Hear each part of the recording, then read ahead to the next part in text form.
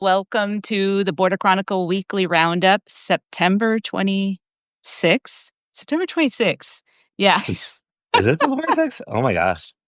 Yes. I Time, was time. I was thinking it was the 22nd. That goes to show you where my mind is. Yeah, Mm. no, time flies, especially with this crazy news cycle that we're on, which is just crazy. But first of all, we wanted to talk about we had our fourth anniversary party last night in Tucson, which was really exciting. A lot of people turned out and anybody, who's watching right now who came, thank you so much. Thank you for, supporting us. Thank you for everybody on this video for supporting us. I can't believe we made it to 4 years, Todd. I know, I know. I can't believe it either because it's like you just pound away and pound away and pound away, and then a year goes by, 2 years go by, 3 years, 4 years. This is actually our first birthday party, so this is our Yeah. first time we did it. It was actually Caroline's idea. So It's a great Caroline idea. Tracy, Pablo de la Rosa, who I see just joined the live video. Hi, Mm. Pablo. Hey, Pablo. Uh, we have been had the wonderful joy of being able to work with Pablo and Caroline over this last year, which has just been amazing because we covered the entire border, almost 2,000 miles, which is a huge challenge. And to have Pablo in South Texas and to have Caroline, going between Mexico and the US has just been a huge like force multiplier and help. We've been You able just to used a do that. border patrol term. I know, I It know. just came out of your mouth. Force Sorry, multiplier. No, no, sorry. it's yeah, it's we're so embedded in this work that the Pablo says terminology. saludos from the Rio Grande Valley, and we wish we could have had Pablo with us last night, but we need to raise more money at the Border Chronicle so we can actually like fly our correspondents in. Um, and Texas is so massive. I covered the Texas-Mexico border for years, and it used to crack me up when editors from New York would call and say, "Can you go cover a story in El Paso?" And it's like, I was in Austin, so El Paso's what, an 8 or 9-hour drive in a different time zone. It's like, okay, it's the same state, but it's basically a whole other country. And, yeah. It So reminds me like when I lived in New York, there's somebody would say, "Oh, can you come over to Brooklyn?" And I lived in Queens, and or I'd say, "Can you come to Queens?" The opposite, and they say, "Oh, it's so far," so far. It's so far. And then here, Yeah, if somebody goes to El Paso and like between two, they're like, "Oh, I'm in El Paso. I'm right near you. Can you come up?" The same. It could be even the same person. It's just so funny yeah, how relative distances can be depending on where you are, and yeah. But maybe our sure. next birthday party should be in the Rio Grande Valley, so we can bring you Yeah, to yeah. the We're fifth com the fifth birthday party. we're coming over to your area next, Pablo. I think the great thing about being in Tucson is that we're 5 hours from El Paso and, 5 or 6 hours from San Diego. So we're well positioned on the border, um, in Tucson. We Just are, yes. yeah. But anyways, we had our party last night. It was very fun. What did you think? And we in the Friday roundup, I'll be posting it after this and you can see our cake. I think the cake came out really well. It had the Border Chronicle logo and everything, and it looked really good. Yeah. Yeah, it was a beautiful cake. One of the most beautiful cakes I've ever seen. Very tall cake. It was Yeah. like 3 stories tall. It was a stout cake in that sense. A very, very stout cake, and, I'm Yeah, glad that you took the rest of it home because you have little kids, little so kids. Yeah, so our party was very multi-generational. All those little kids were running about, which is very nice to see. And it was so great to be in contact with so many of our readers and just hear people, the feedback, seeing people's faces and that sort of thing. And that's the sort of thing that when you're cranking away at these stories, sometimes you don't see people physically. And I think that's something I know Melissa and I have talked about, creating more of these, having more of these events where yeah, we're just out there face to face with people and talking with people. And I think that really, for me, it's just, it makes a difference. And It's a powerful experience, I think, and I felt that way last night. It was a very uplifting experience just to be around, that sort of energy. So yeah, what did you think, Melissa? Yeah, no, I thought it was great. I mean, when we started, we started with a Substack, local reporting fellowship grant for a year, and so we thought we'll give this a shot, and that money ran out after a year, and we just decided to keep chugging away. Uh, Somebody's like, "Okay, get to the point. All right." Uh, so yeah, so we've kept at it now, and I mean, 4 years is significant, and so we're trying to expand now, um, and we're entirely powered by our paid subscribers. That's how we do this work and how we do this reporting. So yeah, so it's been great. We've made it to 4 years. Now we're in this very volatile news cycle. So we'll see how how that goes. But I mean, the point of the Border Chronicle is to focus really on the context and the analysis. So it's not just here's a The hundred news cycles, stories. yeah. Yeah, here's 100 stories. With Trump setting the news agenda. It's more like here's what's really important to border communities and what we're going to Yeah. focus on.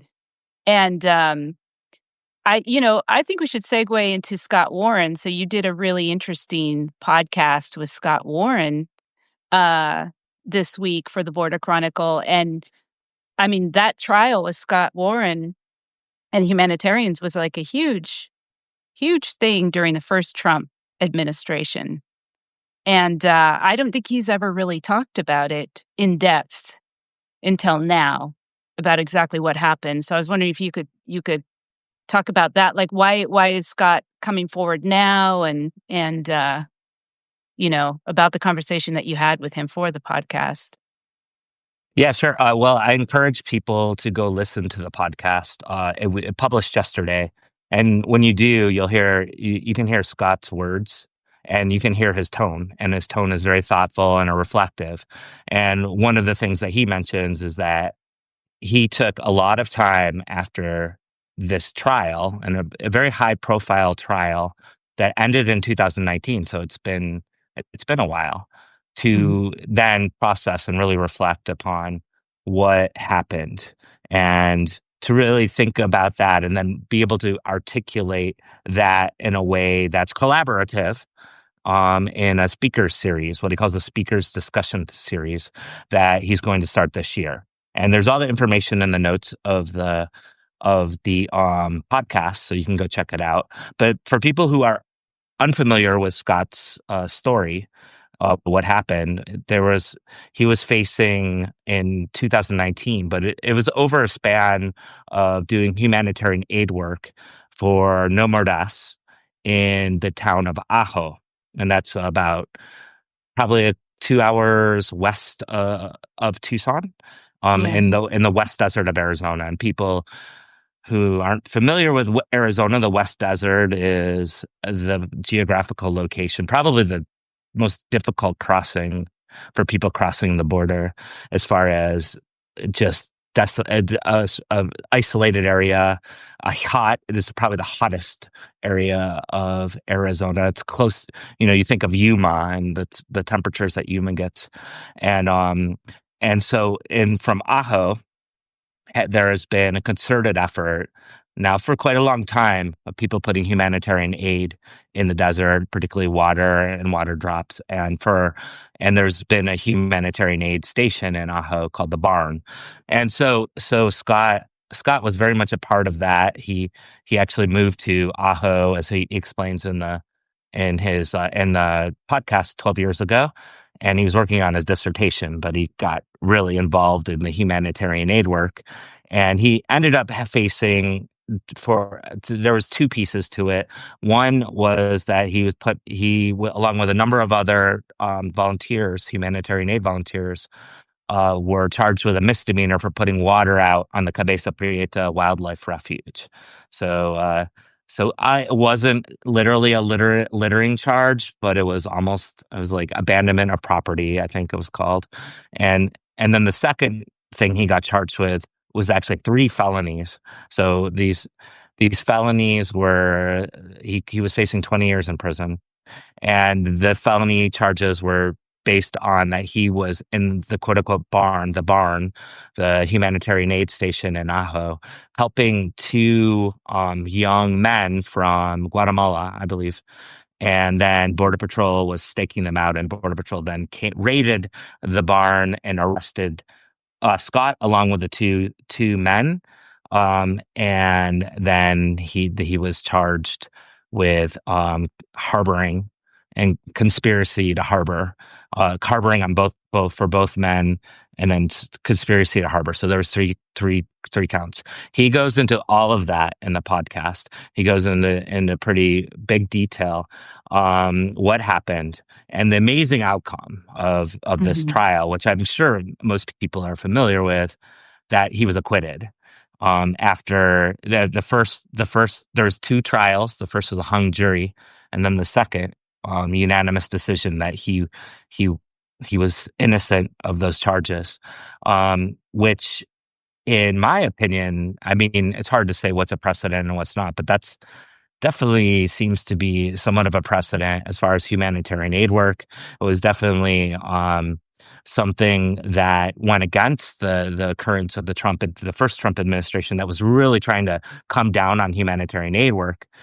And and then Scott has had he had the years to really think about that, and he really does think about like how he was treated in this, how his case was elevated, while the two men from Guatemala were not really focused on it all. I mean, he really Right. has that sort of awareness throughout the whole podcast. I mean, he wants to bring so.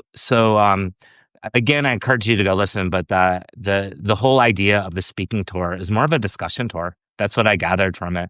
A discussion tour where he really wants to have conversations. And we did talk about it. Like, what do you do when you're grappling with, Mhm. what the border and how to change it and things that seem just so entrenched. And a lot like Alex Rivera talks about in the podcast, the other podcast we had on Tuesday, how Mhm. like we can go back far. I mean, in one case to the 90s, right? And through multiple administrations for multiple parties, and it just grows and grows. And Alex in the Tuesday podcast, filmmaker, he talks a lot. He talks about that growth and how it just grows and grows and grows. So I asked Scott about that, right? Yeah. And it's like one of the things that occurred to me is like, oh wow, this discussion, this idea of discussing and Yeah. bringing it to multiple audiences and diverse audiences and hearing like all kinds of points of view. That seems to be what he wants to do. So So, check the show notes out. There's his email if anyone's interested yeah, in any of this. when does his speaking tour start, and does he have locations already? Like, is there a schedule where people can see where he's gonna talk or He it started, I think it Mhm. started it's I think it might start like this fall actually. But he didn't specify. He doesn't have a website. So I'm not sure how that, I mean, there's his email when I asked about, how to contact him, it was just his Yeah. email. So you said So email if a group is interested in maybe hosting yeah, a talk with Scott about his yeah, experience and about humanitarian work. I thought it was interesting in the podcast about so, there was a wave of arrest of humanitarians during the first part of the sanctuary movement in the 80s, right? And yep. 90s. Uh, and then, like, Scott's arrest, that was, like, the next iteration of that during the first Trump administration. But you guys were talking about, well, Scott's experiences, how can we reflect on that now? How does it impact people doing humanitarian work now? Um, and I thought his response was kind of interesting. I don't know if you wanna talk about that. Yeah, remind me do you remember what he said I mean, exactly? he basically said, that these days, there's not even any due process, right? So would he have the same type of opportunity through the judicial, system to defend himself if he were arrested like that now. Um, it's like things are Yeah, happening that's so quickly and mm, without any due process and without really following the Constitution or the law that I mean, he was able to mount a very successful, uh, yeah. case that he won, but could he win it now during this 2nd Trump administration where it just seems like the administration doesn't even follow the law at all? Yeah, I guess it would have to we'd have to see it. It hasn't been tested, has it? As far as humanitarian aid work and this administration, as far as due process or not. I mean, I would hope that due process would still be a thing. But yeah, I mean, simultaneously I see this current of like imposition of power, and just charging without. I see that as another layer we're dealing with. Yeah, yeah, so his answer was super interesting. My personal thoughts is like, I don't know, has it been? I don't think it's been tested yet. As far as the humanity, I don't think that anyone has been, or am I missing? Am I forgetting something here? I mean, we do have the lawsuit that's been filed by Gail Kosurik and Oh the yeah, against, I think that was HSI pulling a gun on some humanitarian workers. Uh, that yeah, was that's true. ICE. Yeah, so Mhm. that, we'll do a follow-up story on that for the Border Chronicle because Yeah, that's that'll be interesting. definitely a very interesting case, and that case involved, some humanitarian workers who were driving along the border and, had a gun pulled on them by ICE, by a division of ICE. It was very, very scary what happened to them, Yeah. and that was actually very early on in the, uh, administration, so they filed a lawsuit, so we need to follow up on that, find Yeah, we out. should. We'll definitely follow up on that and do a story for the Border Chronicle because it's a super interesting point that Scott Mhm. raises, and to think about and to explore actually and what's going on in this administration. So Yeah, expect yeah. expect more on that. Yeah, so this week was a big week for podcasts at the Border Chronicle. I did a podcast on Tuesday with filmmaker Alex Rivera. Uh, super, super interesting filmmaker and thinker about border policy, immigration policy, and in back in 2008, he made this amazing border science fiction movie called Sleep Dealer, which I highly recommend people see. Uh, they're gonna be showing it here on the big screen at the Fox Theater in Tucson. If folks are, listening right now or in Tucson or around the area, that's gonna be on October 15th at the Fox Theater. There's gonna be a screening of Sleep Dealer, and Alex Rivera will be there, and I'll be on the panel as well, asking questions, and there'll be an audience Q&A. And I just think I'm constantly thinking about how do we report on this moment with so much happening at once and so much bad news, frankly. You know, and I remember back to the 70s, which was also a very like politically volatile, kind of violent time, and there were so many great science fiction movies in the 70s, I think, that dealt with our current political issue, the political issues of the time. And so Alex has done that with Sleep Dealer, and so much of it is so, um, prescient. What he did in 2008, it stands the test of time. I mean, if you see it now, you'll be like, "Oh my god," It's you know? prophetic. It's It's prophetic. very prophetic, yes, and the premise I'll just give a short premise about Sleep Dealer to folks who haven't seen it, is that, workers in factories in Mexico plug themselves in to these they're called node workers or cybraceros, and they plug themselves into the internet basically, and they operate machines in the United States. So one character says, "It's what the United States has always wanted, all of the work without the workers, without the humanity of the people who do the work." And, so it's this really interesting, scary premise. At the same time, the main character is coming from a small, village in Oaxaca where the river has been dammed and privatized by a corporation that is guarded by drones that are operated from the US, uh, which is really feels like where we're headed, unfortunately, I hope not. So it's just a very interesting, science fiction movie, and you can also buy it online as well if you're not in Tucson and can't see it on the big screen. I'd recommend you just download it and buy it because it's totally worth it. And so he with his partner Christina Ibarra, who's also an amazing filmmaker, and she'll be showing a documentary called Las Martas for the same Border series at the Fox Theater, which is about the Martha Washington Society in Laredo, which is this really interesting thing that they've been doing in Laredo for like a century or something, where they have like a cotillion ball and they all dress up in 18th century outfits, and the debutantes come out in the Martha Washington Society. It's really fascinating, and that's gonna show on October 8th at the Fox Theater. But the 2 of them together have created a Borderland Cinematic Arts Lab, uh, at the Arizona State University, Sidney Poitier Film, uh gosh, it has a long name, but they're based in they're based in Los Angeles. And so what they're doing is they're providing fellowships and they're providing training for filmmakers who want to cover the border in a more nuanced and authentic way.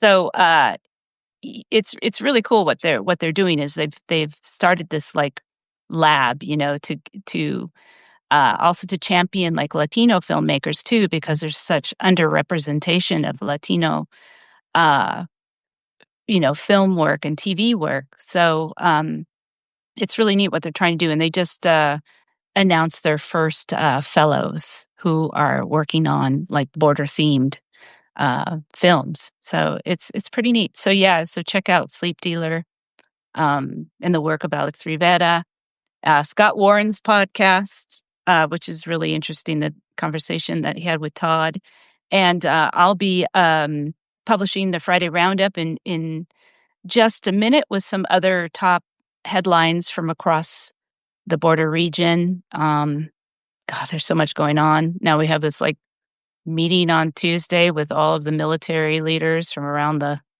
coming in from around the world. So who knows what that is going to be? Uh, but probably something not good. Um, so yeah, so we'll have our roundup for the week, and thank you all for joining us, and have a good weekend, everybody. Thank you. See you All right, later. bye bye.